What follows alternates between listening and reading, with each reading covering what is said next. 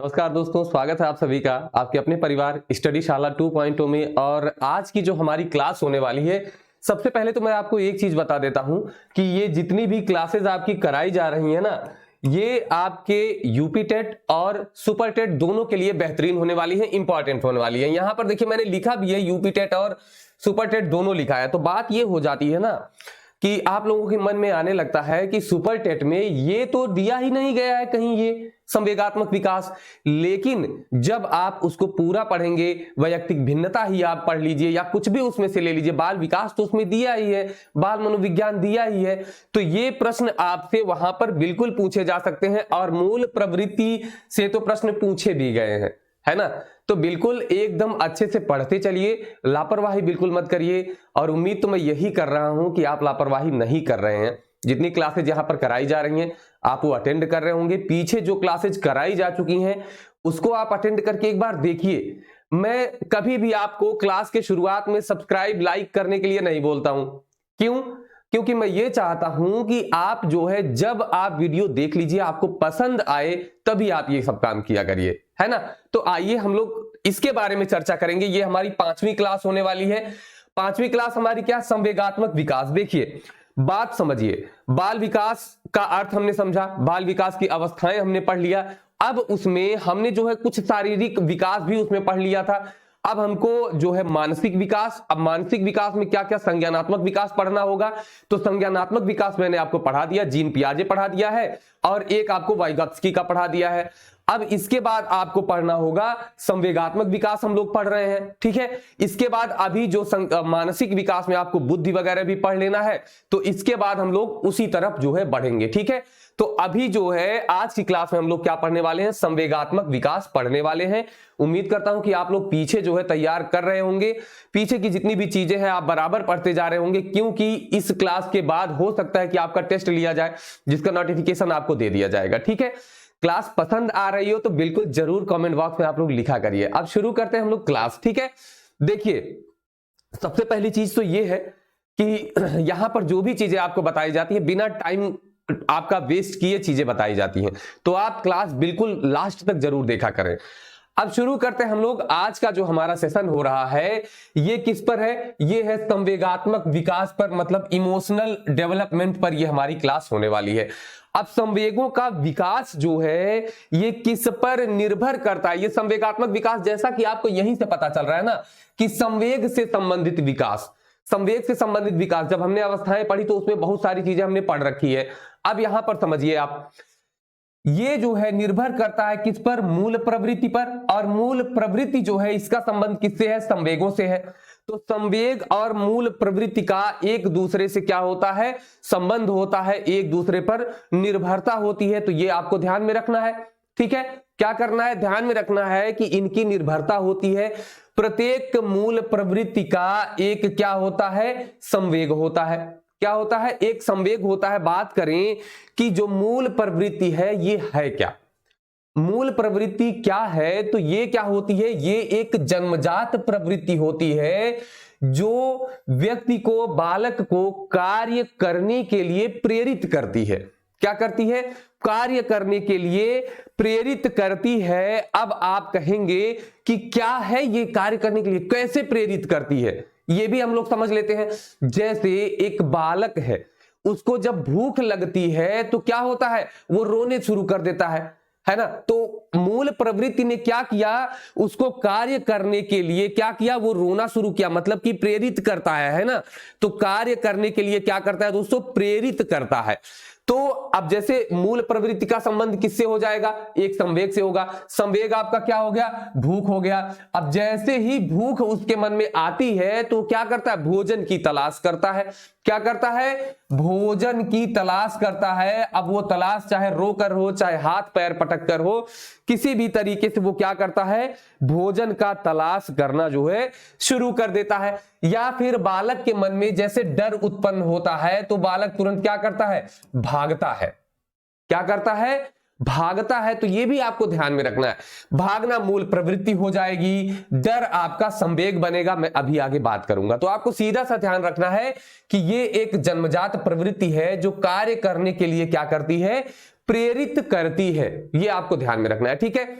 आगे बात करें कि जो मूल प्रवृत्ति है ये कार्य करने का बिना सीखा हुआ स्वरूप है, परिभाषा है। ध्यान रखेंगे कि कार्य करने का ये सीखी नहीं जाती है, इसीलिए तो यहां पर जन्मजात कहा गया, सीखी नहीं जाती है, बल्कि क्या होता है, ये कैसी होती है, जन्मजात होती है, मतलब बिना सीखे ही ये मूल प्रवृत्ति आ जाती है। इसीलिए वुडवर्थ ने क्या कहा कि ये कार्य करने का बिना सीखा हुआ स्वरूप होता है।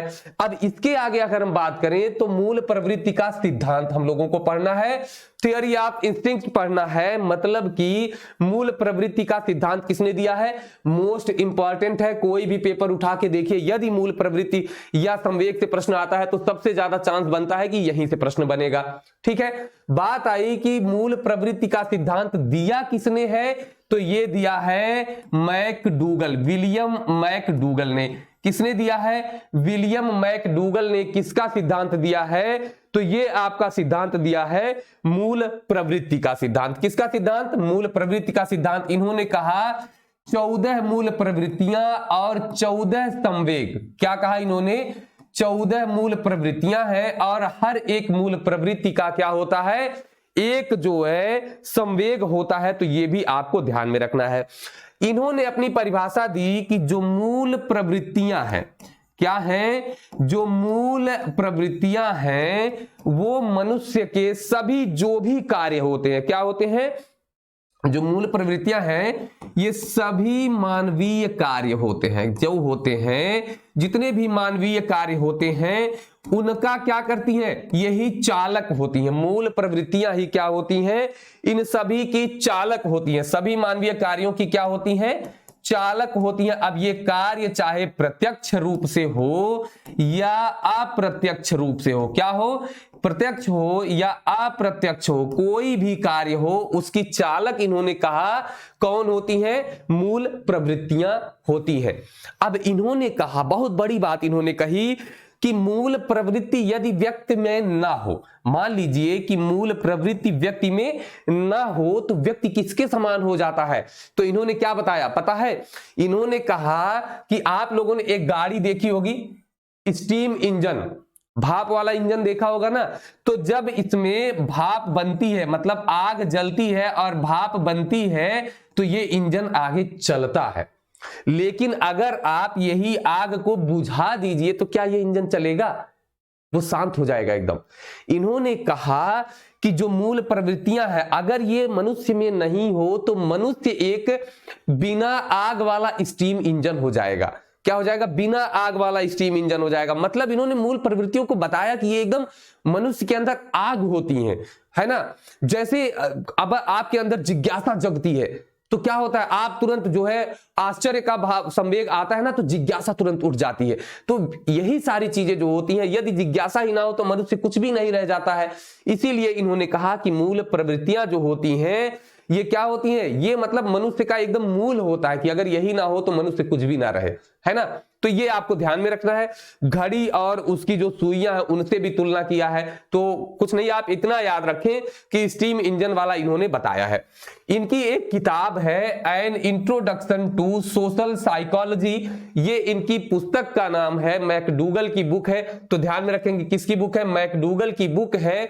इसी बुक में इन्होंने संवेगों के प्रकारों का वर्णन किया है, इसके बारे में बताया है। तो ये आपका पॉइंट बनता है, उसको आप नोट कर लेंगे, ठीक है।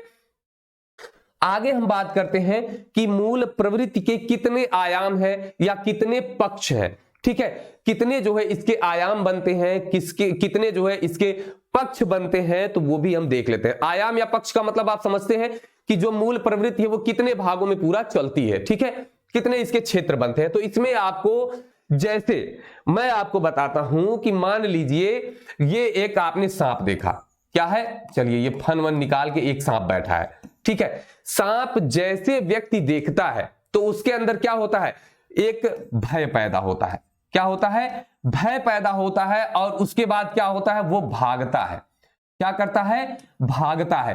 तीन परिस्थितियां हुई। सबसे पहले इसने, मनुष्य ने वस्तु को क्या किया, देखा, ठीक है, वस्तु को देखा मतलब वस्तु का ज्ञान प्राप्त किया, और उसके बाद क्या हुआ, इसके अंदर भय नामक एक संवेग पैदा हुआ, और जैसे संवेग पैदा हुआ इसी संवेग से संबंधित एक संवेगात्मक जो है व्यवहार आया।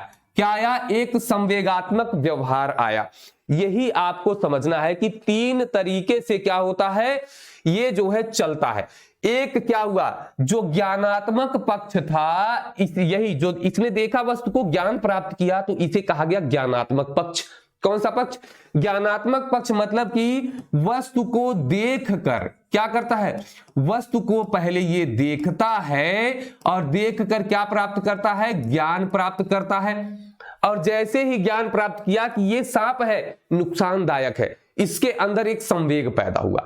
वो संवेग क्या बना, भय बना, एक संवेग बना, तो ये उसका क्या हो जाएगा, संवेगात्मक पक्ष हो जाएगा।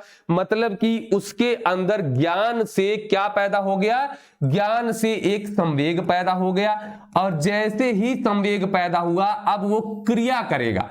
क्या करेगा, क्रिया करेगा, मतलब कि इसी संवेग से संबंधित एक व्यवहार करेगा, क्रिया करेगा, वही क्रियात्मक पक्ष हो जाएगा। जैसे क्या हो गया, भागना या पलायन करना।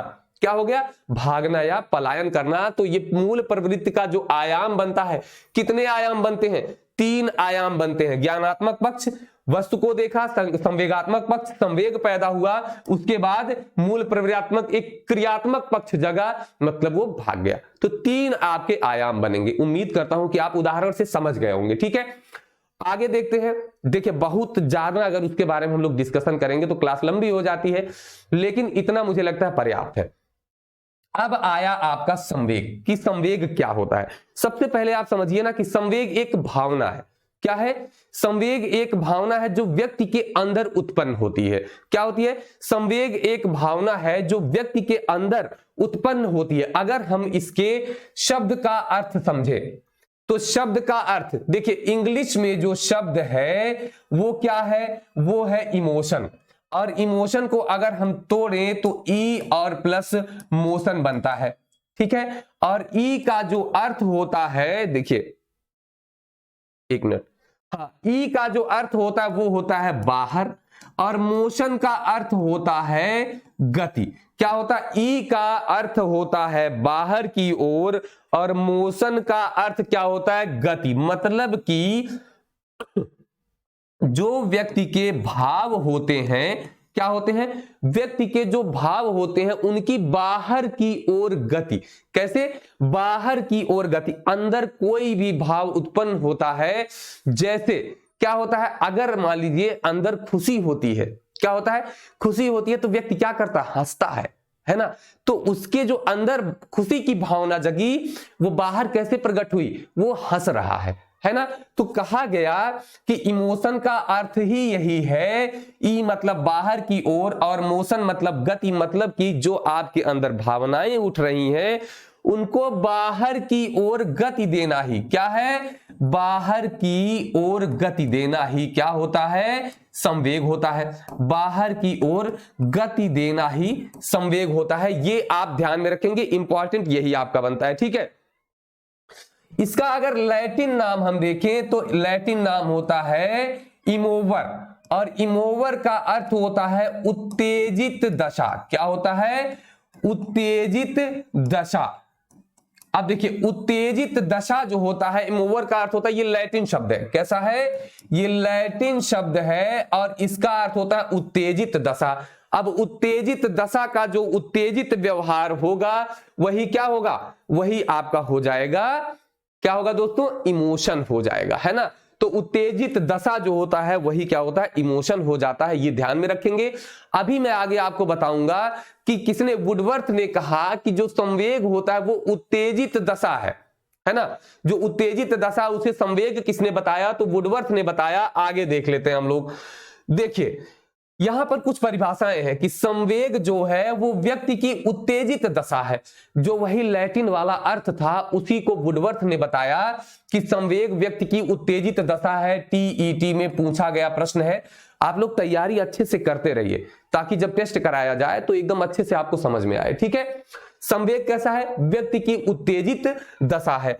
यहां पर कहा गया कि संवेगात्मक अनुभव जो होता है ये संवेगात्मक व्यवहार पर कैसा होता है? आधारित होता है। कैसा होता है दोस्तों? आधारित होता है। ये भी ध्यान में रखेंगे। ये जो है ये कुछ सिद्धांत हैं संवेगों के, जिसमें ये प्रश्न पूछा गया तो मैंने लिख दिया। जेम्स लैंग सिद्धांत एक है, उन्होंने कहा कि जो संवेगात्मक अनुभव होता है वो संवेगात्मक व्यवहार पर क्या करता है? आधारित होता है। तो ये भी आपको ध्यान में रखना है, ठीक है। तो यहां पर मैंने दो चीजें आपको बताई, यही दोनों चीजें आपको क्या करना है? अच्छे से ध्यान में रखना है, ठीक। अब यहां पर समझिए, अब हम लोग चलते हैं संवेगों के प्रकार पर। तो संवेगों के प्रकार मैंने आपको पहले बताए कि संवेगों के जो प्रकार है ना, मैकडूगल ने ही बताया है। और कितना बताया है? 14 प्रकार के संवेग किसने बताए हैं? मैकडूगल ने बताए हैं। इतना बार पूछा गया है कि आप लोगों के दिमाग में वैसे ही याद हो गया होगा, है ना, बिना कुछ कहे ही आपने याद कर लिया होगा। उम्मीद करता हूं कि आपको समझ में आ रहा है। अब देखिए यहां पर लिखा गया है संवेग, और यहां पर उससे संबंधित मूल प्रवृत्तियां लिखी हुई हैं। एक एक करके हम माफ कीजिएगा, तबीयत आजकल थोड़ी सी ठीक नहीं चल रही है और इसी वजह से गले में थोड़ी सी खराश है। देखते हैं, देखिए संवेग और उससे एक मूल प्रवृत्ति। तो मैंने बताया था कि मूल प्रवृत्ति जो है वो किसी ना किसी संवेग से संबंधित होती है। अब यहां पर समझिए, एक एक संवेग को हम लोग लेकर के चलेंगे। जितनी भी पारिभाषिक चीजें थी मैंने आपको सब बता दिया है। अब यहां पर हम लोग एक एक संवेगों को लेकर के चलना शुरू करेंगे। सबसे पहले हम लोग देखेंगे भय, ठीक है। भय जो है, पहली चीज, यहां पर और भी चीजें होती है। संवेगों को मैकडूगल ने 14 भागों में बांट दिया, ठीक है। कुछ लोगों ने कहा धनात्मक संवेग और ऋणात्मक संवेग, ठीक है, मतलब धनात्मक और एक कह दिया ऋणात्मक संवेग। दो तरीके के संवेग बता दिए, ठीक है। भारत में जो है, भारत के जो जितने भी मनोवैज्ञानिक थे उन्होंने भी दो प्रकार के बताए, एक राग और एक द्वेष, ठीक है। तो दो प्रकार के बताए, उसको नहीं पढ़ना, आपको मेन यही है, ये पढ़ना है। मैं इसी में आपको धनात्मक ऋणात्मक भी बता दूंगा, तो उसको भी आप नोट कर लीजिएगा, ठीक है। समझिए, भय, मैंने आपको बताया कि जैसे आप चल रहे होते हैं और आपके सामने एक सांप आ जाता है तो आप तुरंत क्या करते हैं? भागते हैं, है ना। ये आप किसी को सिखाने की जरूरत नहीं पड़ती है कि सांप आए तो भागना, आप तुरंत भागते हैं। तो भागना मतलब क्या? आपने सांप देखा तो संवेग आया डर, संवेग क्या आया? डर। और डर से आदमी क्या करता है? भागता है। और पलायन का अर्थ क्या होता है? पलायन का अर्थ होता है भागना। क्या होता है? पलायन का अर्थ होता है भागना। मतलब जिस चीज से व्यक्ति डरता है, बालक डरता है, तो वो क्या करता है? वहां से भागता है तुरंत। ये आपको ध्यान में रखना है। क्या करना है? एकदम अच्छे से ध्यान में रखना है। तो अब ये तो आपको नहीं भूलेगा, ठीक है। तो भय क्या होता है? जैसे कोई चीज, तीन पक्ष मैंने आपको बताए थे, जैसे ही कोई चीज दिखी तो भय आया, भय संवेग हो गया और उसके बाद तुरंत आदमी भागता है। तो भय से क्या हुआ? पलायन, मतलब कि मूल प्रवृत्ति जगी। क्या हुआ? कि वो तुरंत भागता है। या आप कह सकते हैं कि यदि व्यक्ति किसी चीज से भागता है, इसका मतलब क्या है? उसके अंदर उस चीज के प्रति क्या है? भय है, तभी वो भागता है, ठीक है। आगे मैं बात करूं कि क्रोध, यदि किसी के मन में क्रोध का भाव आता है या किसी कोई युयुत्सा चाहता है, युयुत्सा का मतलब क्या होता है? युयुत्सा होती है युद्ध की इच्छा। क्या होती है? युद्ध की इच्छा। दो शब्द, देखिए मैं हिंदी भी पढ़ाता हूं तो यहां पे और भी मैं चीजें आपको बता रहा हूं। एक है युयुत्सा और एक है युयुत्सु, ठीक है। युयुत्सा जो होती है वो युद्ध की इच्छा होती है। युयुत्सु जो होता है ये युद्ध की इच्छा रखने वाला होता है, युयुत्सु, ठीक है। तो दोनों वाक्यांश के लिए एक शब्द में पूछा जाता है। युयुत्सा कोई क्या हो गई? युद्ध की इच्छा। युद्ध की इच्छा कब होती है? जब व्यक्ति के मन में किसकी भावना आती है? क्रोध की भावना आती है। या व्यक्ति के मन में जब क्रोध की भावना हुई तो वो क्या करना शुरू करता है? युद्ध या लड़ाई झगड़े पे आता है या एकदम तनाव में चलता है, ठीक है। ये आपको ध्यान में रखना है। तो क्रोध, क्रोध का मतलब, महाभारत तो आप सभी ने देखा ही होगा ना कि वहां भी क्या हुआ था? युद्ध इसीलिए तो हुआ था, क्रोधित हुए सब, एकदम बहुत सारी घटनाएं हुई, युद्ध हो गया। घृणा की बात हम करते हैं तो घृणा क्या होती है? घृणा से मूल प्रवृत्ति संबंध रखती है निवृत्ति या विकर्षण। निवृत्ति का मतलब क्या होता है? घृणा। कोई गंदी चीज या कीचड़ देखिए तो आप क्या चाहते हैं? पैर में कीचड़ मान लीजिए लग जाए तो आप क्या चाहते हैं कि दिन भर हम ऐसे पैर में फंसा के दिन भर घूमे उसको? नहीं, आप कहते हैं कि इसका तुरंत निवारण करें, इससे छुटकारा पाए। और निवृत्ति का अर्थ होता है छुटकारा, विकर्षण का भी अर्थ होता है कि कितना जल्दी उससे दूर हो जाए हम। तो जिस भी चीज से घृणा होती है तो व्यक्ति उससे छुटकारा चाहता है, तो मूल प्रवृत्ति क्या हो जाएगी? निवृत्ति। और किससे? तो घृणा से। ठीक है, संवेग, घृणा। वात्सल्य की बात करें तो वात्सल्य, वत्सल आपने देखा, आप रस में मैं पढ़ाऊंगा। वात्सल्य मतलब होता है पुत्र प्रेम। क्या होता है? पुत्र प्रेम या संतान प्रेम होता है। तो संतान प्रेम का मतलब क्या है? जब वात्सल्य की भावना आएगी तो क्या होगा? संतान कामना, संतान की इच्छा होगी। या आप कह सकते हैं जब संतान की इच्छा होती है ना तो मन में कौन सा भाव आता है? ये वात्सल्य का भाव आता है। संतान की इच्छा से मन में वात्सल्य का भाव आता है। या शिशु रक्षा, आपके बच्चे को कोई मारता है या बच्चा गिर जाता है तो आप तुरंत उसको जाके उठाते हैं, तो शिशु रक्षा की भावना आती है। शिशु रक्षा मतलब होती है मूल प्रवृत्ति शिशु रक्षा। तो भावना क्या जग गई? वात्सल्य मतलब पुत्र प्रेम की भावना जग गई। समझ गए आप? आगे देखते हैं, कष्ट या इसी को करुणा कहा जाता है। देखिए, किसी को जब कष्ट होता है या करुणा, जैसे इंद्र देवता थे, कष्ट हुआ तो त्राहिमाम करते हुए अन्य देवता जो त्रिदेव थे उनके पास तुरंत पहुंचते थे। ये इसका मतलब क्या होता था? करुणा। या जब इनको कष्ट होता था तो शरणागति, किसी की शरण में जाते थे। क्या करते थे? अन्य देवताओं की शरण में जाते थे। तो ये आपको ध्यान में रखना है। आगे हम लोग बात करते हैं, अगला जो आपका संवेग है कामुकता। कामुकता मतलब काम भावना। और काम भावना तो ये आप समझ सकते हैं कि काम जब काम की मूल प्रवृत्ति होती है तो संवेग कौन सा होता है? कामुकता जो है ये संवेग आपका बनता है। तो इसमें तो कुछ बताना ही नहीं है, ये हर कोई जान रहा है, इसके बारे में हमने पढ़ाया भी है। जैसे जो है फ्रायड ने क्या कहा है कि किशोरावस्था में जो काम की भावना होती है वो बहुत प्रबल होती है ना। और माफ कीजिएगा, शैशवावस्था में फ्रायड ने कहा है। और अगर मैं बात करूं कि जो है, हाँ ठीक है, अगर मैं बात करूं कि किशोरावस्था में, तो किशोरावस्था में किसने कहा है? किशोरावस्था में कहा कि जो काम होती है, काम होता है ना, वो क्या होता है दोस्तों? वो किशोरावस्था का मूल तत्व होता है। किसने कहा?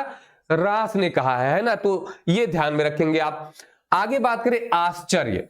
जब किसी चीज को देख करके मन में आश्चर्य की भावना होती है तो व्यक्ति चाहता कि मैं उसके बारे में जानूं, है ना। तो मूल प्रवृत्ति क्या होती है? जिज्ञासा बनती है। तो ये आप ध्यान में रखेंगे कि मूल प्रवृत्ति जिज्ञासा। क्या मैंने पीछे आपको ये संवेग बता दिया था क्या जिज्ञासा को? ध्यान में रखेंगे, जिज्ञासा जो है ये मूल प्रवृत्ति है। क्या है? जिज्ञासा मूल प्रवृत्ति है। और इससे क्या होता है? आश्चर्य जो है संवेग संबंध रखता है। मतलब कि जब किसी के मन में, किसी के अंदर आश्चर्य की भावना आती है तो वो उसके अंदर जिज्ञासा जगती है कि ये कैसे हुआ, ऐसे कैसे हुआ, है ना। तो ये आपको ध्यान में रखना है। आत्महीनता जो संवेग है, जब व्यक्ति के अंदर आत्महीनता आती है, जैसे कोई काम कर रहा है, जैसे आप लोग कभी कभी क्या होते हैं, आप लोग निराश हो जाते हैं तैयारी को लेकर के। तो वहां पर जैसे कोई यूपी टेट में फेल हो गया तो उसके अंदर आत्महीनता की भावना आ जाती है। और जैसे आत्महीनता की भावना आती है तो मूल प्रवृत्ति कौन सी? वो एकदम दीनहीन बेचारा बन जाता है। क्या होता है? दीनहीन बेचारा बन जाता है। तो दैन्य, या वो तुरंत एकदम विनीत भाव में आ जाता है, एकदम उदासी वाली भावना में आ जाता है। तो ये आपका क्या हो जाएगा? दीनता या दैन्य भावना में आ जाएगा। तो ऐसे जब आप जोड़ेंगे ना तो आपको याद रहेगा हमेशा। आत्माभिमान की अगर बात करें कि जैसे आत्म अभिमान, किशोरावस्था में तो ये एकदम प्रबल हो जाता है आत्म अभिमान, है ना।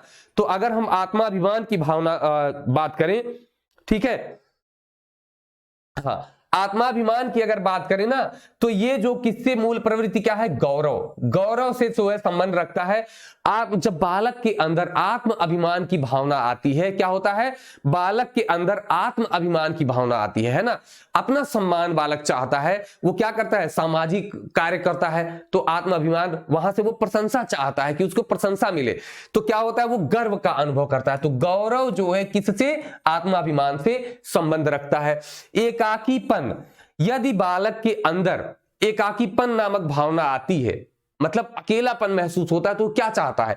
वो चाहता है कि वो समूह में जाए, या समूह की भावना विकसित होने लगती है। मूल प्रवृत्ति उसकी होती है समूह। ठीक है, तो ये भी आपको ध्यान में रखना है। मूल प्रवृत्ति सामूहिकता है, तो ये क्यों आती है? जब व्यक्ति के अंदर एकाकीपन का भाव होता है तब वो क्या करता है, जैसे आप बहुत अकेला फील कर रहे हो, क्या कहते हैं, बहुत अकेलापन फील हो रहा है, मोबाइल उठाते हैं कहीं तुरंत बात करना। अब कहां बात करते हैं वो तो आप ही जानेंगे, है ना।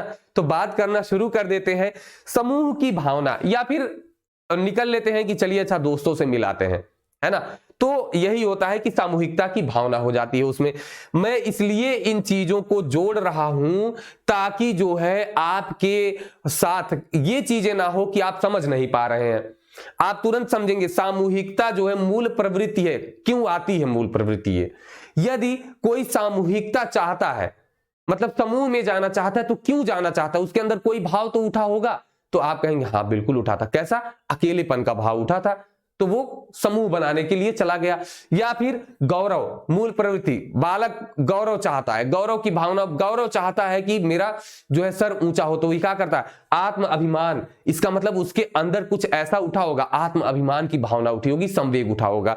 आगे अगर मैं बात करूं तो देखिए कुछ और है, आई थिंक 10 हो गए होंगे, है ना। तो आगे आपका आता है, एक है भूख।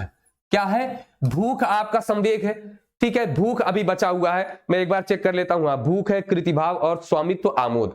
एक बार मैं लिख देता हूं, कृतिभाव है, ठीक है, स्वामित्व की भावना है, और क्या है, आमोद है। ठीक है, चलिए इसको हम लोग देखते हैं। एक एक करके धीरे धीरे हम लोग समझते हैं।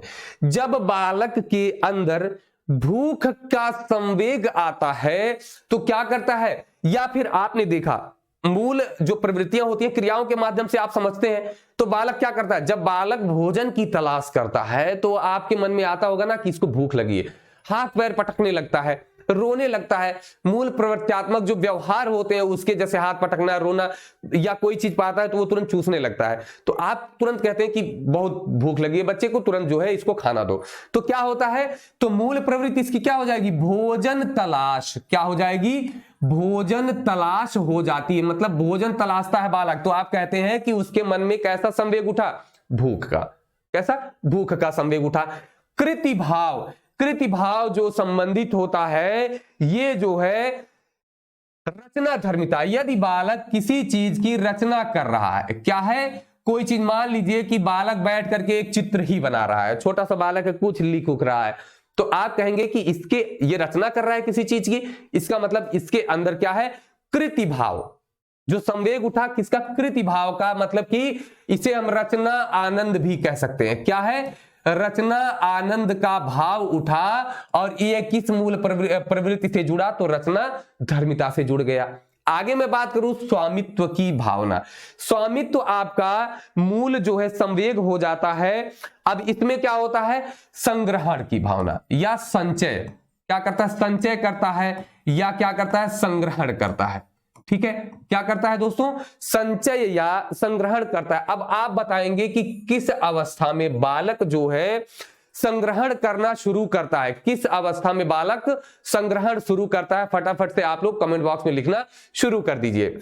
देखिए, जब बालक किसी चीज का संचय करता है या संग्रह करता है तो उसके मन में किसकी भावना, स्वामित्व की भावना, स्वामित्व का संवेग जो है उठता है। क्या होता है, अधिकार भावना, इसे आप कह सकते हैं अधिकार भावना।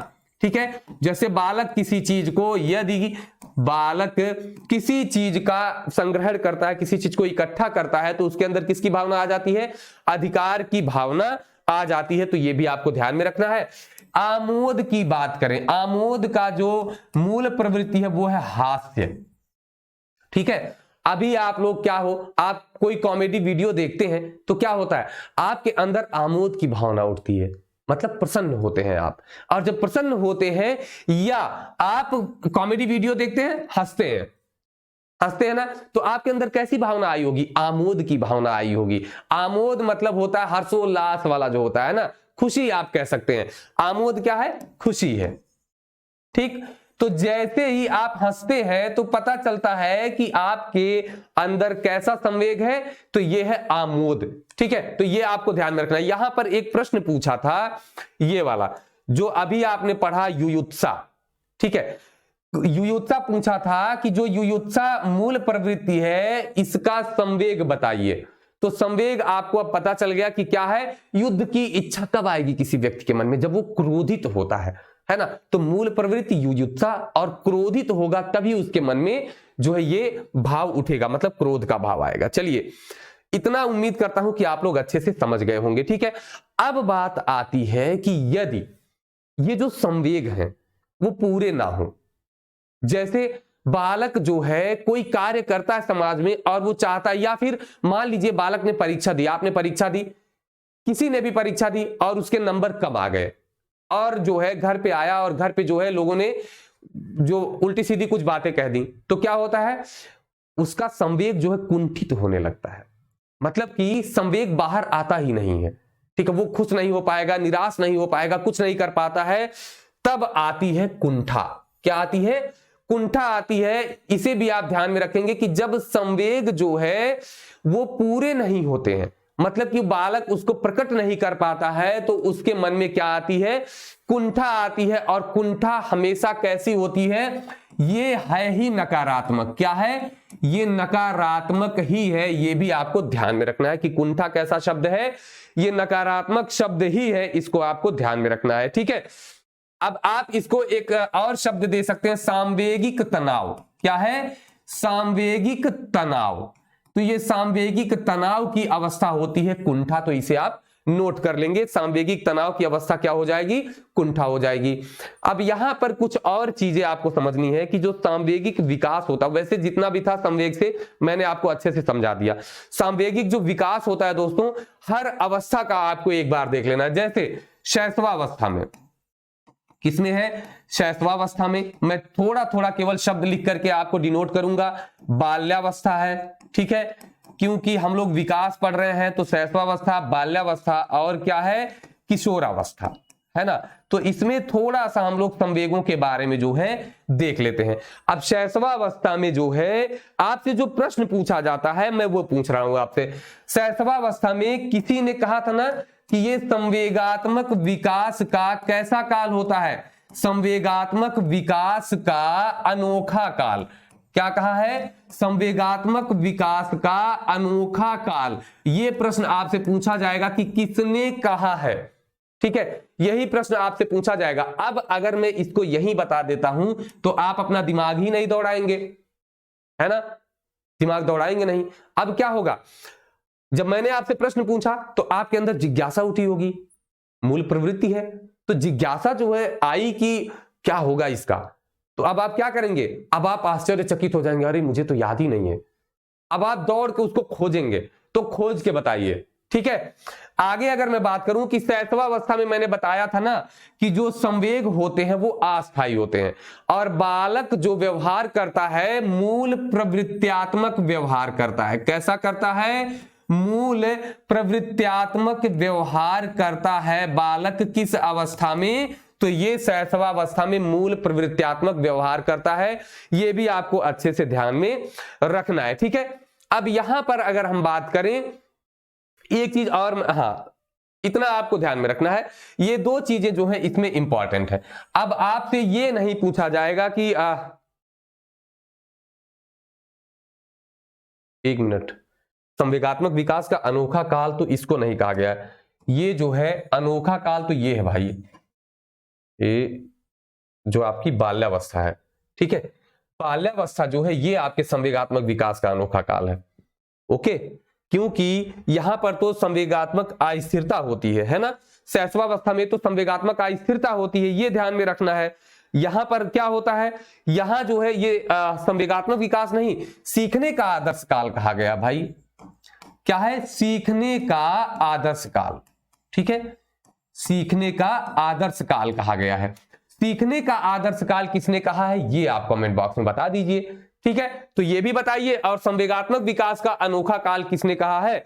अगर आपको याद हो तो ये भी आप बता दीजिए। दोनों का आंसर आप कमेंट बॉक्स में क्या करिए, धड़ाधड़ से लिख दीजिए। ठीक है, तो ये आप समझ गए। शैशवावस्था में जो जन्म से संवेग बताया गया है, कौन सा संवेग? उत्तेजना। कहा गया कि शैशवावस्था में जो जन्म से संवेग होता है वो कौन सा होता है, उत्तेजना होता है। और वाटसन ने कितने बताए हैं, वाटसन ने 3 संवेग बताए हैं, भय, क्रोध और प्रेम या स्नेह। ठीक है, तो भय, क्रोध और प्रेम जो 3 संवेग किसने बताया है, तो ये वाटसन ने बताया है। इसको आप बिल्कुल नोट करेंगे। वाटसन ने 3 बताया, भय, क्रोध और प्रेम। जन्म से कौन सी, उत्तेजना। और अगर मैं बात करूं सीखने का आदर्श काल किसे कहा जाता है, शैशवावस्था को। इसमें बालक संवेदी अंगों के माध्यम से सीखता है। सीखने का आदर्श काल किसने कहा है, तो ये कहा है दोस्तों वैलेंटाइन ने। किसने कहा है, वैलेंटाइन ने कहा है। तो ये भी आपको ध्यान में रखना है। ठीक है, अब बात करते हैं बाल्यावस्था में क्या क्या होता है। तो इसे संवेगात्मक विकास का अनोखा काल कहते हैं। यहां पर बहुत अस्थिरता थी, लेकिन यहां पर स्थिरता आती है और बाल्यावस्था में संवेग धीरे धीरे विकसित होने लगते हैं। क्या होते हैं, विकसित होते हैं। और इसी में जो है, मैं इसको हटा दे रहा हूं, इसी बाल्यावस्था में जो जिज्ञासा है, क्या है, जिज्ञासा मूल प्रवृत्ति है। यही जिज्ञासा का विकास शुरू होता है। क्या होता है, विकास शुरू होता है लास्ट के जो 6 से 7वां वर्ष, माफ कीजिएगा, ये यहीं से क्या होता है, यहीं से इसकी शुरुआत होती है। ये भी आपको ध्यान में रखना है। ठीक है, तो बाल्यावस्था में आप इतना ध्यान रखें, संवेगात्मक विकास का अनोखा काल किसने कहा है, तो ये आपको कमेंट बॉक्स में जाकर के लिख देना है तेजी से। ठीक है, अब आगे बात करते हैं किशोरावस्था में क्या हुआ। तो किशोरावस्था में तो संवेग जो होते हैं ये भी देखिए, किशोरावस्था को शैशवावस्था की पुनरावृत्ति क्यों कहा गया, क्योंकि यहां पर संवेगों में बहुत उथल पुथल होता है ना, इसीलिए उसको पुनरावृत्ति कहा गया। अब यहां पर बात आई कि क्या क्या चीजें इसमें आती हैं, तो मैंने आपको लगभग जो है सब बता दिया है। अब इसमें जो आपका होता है, काम भावना हो जाती है, मूल तत्व हो जाता है ना। काम भावना मतलब कामुकता जो है, अब ये मूल प्रवृत्ति इसकी काम हो जाएगी। ठीक है, तो ये किसमें आता है, वीर पूजा की भावना, है ना, वीर पूजा की भावना भी इसी में आ जाती है। ठीक, तो ये भी आपको ध्यान में रखना है, वीर पूजा की भावना आ जाती है। सामाजिक जो समाज से बालक प्रशंसा चाहता है, ये सारी भावनाएं किसमें आ जाती है, किशोरावस्था में। यहां पर क्या होता है ना कि संवेग जो है बिल्कुल अस्थिर होते हैं, ये आपको ध्यान में रखना है। हाँ, अब यहां पर बात आई ना जिज्ञासा की, क्या है, जिज्ञासा। तो यहां पर जिज्ञासा की प्रबलता होती है। पीछे मैंने बताया कि जिज्ञासा की शुरुआत होती है और यहां जिज्ञासा एकदम प्रबल होती है ना। तो ये आप किशोरावस्था में ध्यान रखेंगे। देखिए, ये सारी चीजें आपसे पूछी नहीं जाती हैं, मैंने इसलिए बताया। ये सब तो मैं बता चुका हूं आपको, जो पिछली क्लास में था वो ज्यादा इंपॉर्टेंट था, वो आप ध्यान रखेंगे। अब इतनी सारी चीजें थी, एक चीज और आप समझ लीजिए, जो संवेग होता है या संवेगात्मक विकास होता है, तो इसको प्रभावित करने वाले कारक। ठीक है, संवेगात्मक विकास को प्रभावित करने वाले कारक। ठीक है, प्रभावित, ठीक है, करने वाले कारक कौन कौन से हो सकते हैं। अब यहां पर समझिए, थोड़ा सा आपको ध्यान में रखना है, क्योंकि ये प्रश्न एक बार पूछा जा चुका है कि कौन कौन से कारक इसको जो है प्रभावित कर सकते हैं। अब देखिए कौन कौन से कारक हैं, जैसे एक तो आपका होता है वंशानुक्रम। ठीक है, क्या होता है, वंशानुक्रम होता है। एक होता है मानसिक स्थिति। ठीक है, क्या होती है, मानसिक स्थिति भी होती है। विद्यालय है, ठीक, विद्यालय भी है, परिवार है, क्या है, विद्यालय है, परिवार है, स्वास्थ्य है। ठीक है, ये सारी चीजें जो हैं ये क्या करती हैं, बालक को थकान भी होती है। हाँ, थकान। अब समझिए क्या होता है, वंशानुक्रम, अगर वंशानुक्रम आप समझते हैं बुद्धि को प्रभावित करता है, और वंशानुक्रम यदि बुद्धि को प्रभावित करेगा तो जाहिर सी बात है कि जो उसके संवेग होंगे ना, वो अपनी उम्र के अन्य बच्चों से क्या होंगे, कम ही होंगे। तो ये ध्यान में रखेंगे, संवेग प्रभावित करता है। मानसिक स्थिति, यदि अब फिर वही बात आ गई कि यदि बालक की मानसिक स्थिति नहीं सही है तो कुछ संवेगों की अस्थिरता हमेशा बनी रहती है। बालक किशोरावस्था में पहुंच जाए या प्रौढ़ावस्था में पहुंच जाए व्यक्ति, लेकिन फिर भी उसके संवेग अस्थिर होते हैं, हमेशा बड़बड़ाता रहेगा, है ना। तो मानसिक स्थिति, विद्यालय, विद्यालय में यदि बच्चे को अच्छे से ना पढ़ाया जाए या उनके साथ अच्छा व्यवहार ना किया जाए तो वहां भी ये समस्या आती है कि उनके संवेगों में अस्थिरता आने लगती है। परिवार उसके संवेग उसी तरीके से चलते हैं जैसा उसके परिवार का माहौल होता है, तो ये भी आप ध्यान में रखेंगे। स्वास्थ्य पर भी निर्भर करता है भाई, अगर स्वास्थ्य नहीं सही है तो चिड़चिड़ापन आने लगेगा उसके अंदर, थकान अगर हो रही है तो भी वही समस्या आती है कि चिड़चिड़ापन आने लगता है। तो ये चीजें जो हैं ये संवेगात्मक विकास को प्रभावित करती हैं। एक और आप समझिए समाज या सामाजिक स्थिति, क्या होता है? सामाजिक स्थिति। यदि बालक कोई कार्य करता है और चाहता है कि उसकी प्रशंसा की जाए, लेकिन समाज जो है, आसपास के लोग प्रशंसा न करके उसकी बुराई ही करें, तो बालक क्या होता है? वो कुंठा की स्थिति में चला जाता है। और कुंठा आप जानते हैं संवेगात्मक तनाव होता है, मतलब कि नकारात्मकता की ओर चला जाएगा। और ये क्या होगा? ये संवेगात्मक विकास को प्रभावित कर देगा। बालक का विकास जो है संवेगात्मक अच्छे से नहीं होगा। एक चीज केवल छूटी है, जो धनात्मक और ऋणात्मक संवेग थे वो शायद छूट गया है ना। तो मैं आपको दिखा दे रहा हूं फटाफट से। भय जो है ये आपका नकारात्मक होता है, क्रोध नकारात्मक है, घृणा नकारात्मक है, वत्सल जो है ये कैसा है? ये सकारात्मक है, मतलब धनात्मक है। कष्ट जो है या करुणा, इसको भी धनात्मक माना गया, ये आप ध्यान में रखेंगे। क्या है? धनात्मक संवेग माना गया। स्क्रीनशॉट ले लीजिए या नोट करते रहिएगा आप, ठीक है। आगे मैं बात करूं, कामुकता को नकारात्मक माना गया है, आश्चर्य या जिज्ञासा को सकारात्मक, आत्महीनता या दीनता को नकारात्मक, आत्माभिमान को सकारात्मक, एकाकीपन को नकारात्मक, और मैं बात करूं भूख को भी नकारात्मक कहा गया, रचना धर्मिता को सकारात्मक, और जो स्वामित्व है, अधिकार, भाई किसी चीज पे अधिकार आएगा तो बालक सकारात्मक स्थिति में रहेगा ही। आमोद भी क्या है? सकारात्मक। तो सकारात्मक 3, ठीक है, 3 1 4 1 5 और 5 1 6 1 7, 7 सकारात्मक हो गए और 7 नकारात्मक हो गए। तो आप इन सबको जो है निशान ऐसे लगा लीजिएगा या अलग अलग लिख लीजिएगा। तो ये आपकी जो है संवेग की पूरी क्लास हुई। क्लास थोड़ी लंबी हो गई, मैं चाहता हूं कि छोटी हो लेकिन क्लास लंबी हो जाती है। फिर भी उम्मीद करता हूं कि आपको जो है ये क्लास बहुत अच्छे से समझ में आई होगी, ठीक है। चलिए, अब आप चाहें तो लाइक, सब्सक्राइब और शेयर कर सकते हैं। तो फिर मिलेंगे दोस्तों नेक्स्ट क्लास में, तब तक के लिए नमस्कार, धन्यवाद, जय हिंद।